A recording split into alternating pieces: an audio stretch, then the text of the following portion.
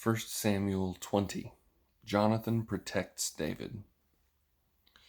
David fled from Naioth in Ramah and came to Jonathan and asked, "What have I done? What did I do wrong? How have I sinned against your father so that he wants to take my life?" Jonathan said to him, "No, you won't die. Listen, my father doesn't do anything, great or small, without telling me. So why would he hide this matter from me? This can't be true." But David said, "Your father certainly knows that you have come to look favorably on me. He has said Jonathan must not know of this, or else he will be grieved." David also swore, "As surely as the Lord lives, and as you yourself live, there is but a step between me and death." Jonathan said to David, "Whatever you say, I will do for you." So David told him, "Look, tomorrow is the new moon, and I'm supposed to sit down and eat with the king. Instead, let me go, and I'll hide in the field until the third night. If your father misses me at all, say, 'David urgently requested my permission to quickly go to his town Bethlehem for an annual sacrifice there involving the whole clan.' If he says good, then your servant is safe. But if he becomes angry, you will know he has evil intentions. Deal faithfully with your servant, for you have brought me into a covenant with you before the Lord. If I have done anything wrong, then kill me yourself. Why take me to your father?" "No," Jonathan responded. "If I ever find out my father has evil intentions against you, wouldn't I tell you about it?" So David asked Jonathan, "Who will tell me if your father answers you harshly?" He answered David, "Come on, let's go out to the field." So both of them went out to the field. "By the Lord, the God of Israel, I will sound out my father by this time tomorrow or the next day. If I find out that he is favorable toward you, I will not send for you and Will I not send for you and tell you? If my father intends to bring evil on you, may God punish Jonathan and do so severely if I do not tell you and send you away so you may go in peace. May the Lord be with you just as he was with my father.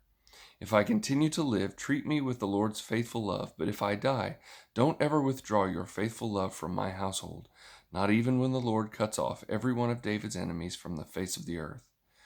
Then Jonathan made a covenant with the house of David, saying, "May the Lord hold David's enemies accountable." Jonathan once again swore to David in his love for him, because he loved him as he loved himself. Then Jonathan said to him, "Tomorrow is the new moon. You will be missed, because your seat will be empty.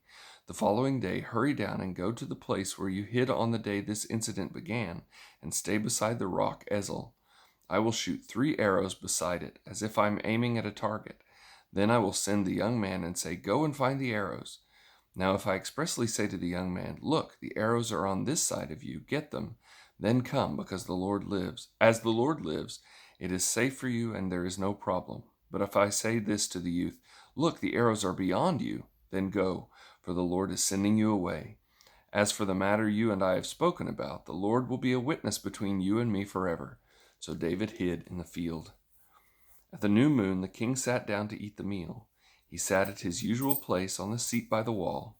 Jonathan sat facing him, and Abner took his place beside Saul, but David's place was empty. Saul did not say anything that day because he thought, "Something unexpected has happened. He must be ceremonially unclean. Yes, that's it, he is unclean." However, the day after the new moon, the second day, David's place was still empty, and Saul asked his son Jonathan, "Why didn't Jesse's son come to the meal either yesterday or today?" Jonathan answered, "David asked for my permission to go to Bethlehem. He said, 'Please let me go, because our clan is holding a sacrifice in the town, and my brother has told me to be there. So now, if you are pleased with me, let me go so I can see my brothers.' That's why he didn't come to the king's table."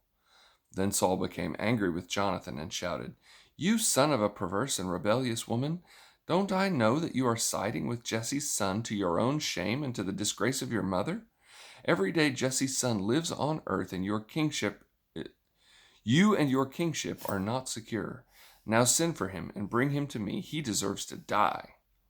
Jonathan answered his father back, "Why is he to be killed? What has he done?"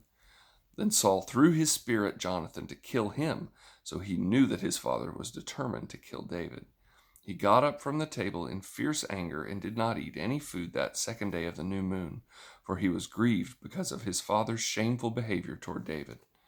In the morning, Jonathan went out to the field for the appointed meeting with David. A small young man was with him. He said to the young man, "Run and find the arrows I'm shooting." As the young man ran, Jonathan shot an arrow beyond him. He came to the location of the arrow that Jonathan had shot, but Jonathan called to him and said, "The arrow is beyond you, isn't it?" Then Jonathan called to him, "Hurry up and don't stop." Jonathan's young man picked up the arrow and returned to his master. He did not know anything. Only Jonathan and David knew the arrangement. Then Jonathan gave his equipment to the young man who was with him and said, "Go take it back to the city." When the young man had gone, David got up from the south side of the stone ezel, fell with his face to the ground, and bowed 3 times. Then he and Jonathan kissed each other and wept with each other, though David wept more. Jonathan then said to David, "Go in the assurance the 2 of us pledged in the name of the Lord, when we said, 'The Lord will be a witness between you and me, and between my offspring and your offspring forever.'" Then David left, and Jonathan went into the city.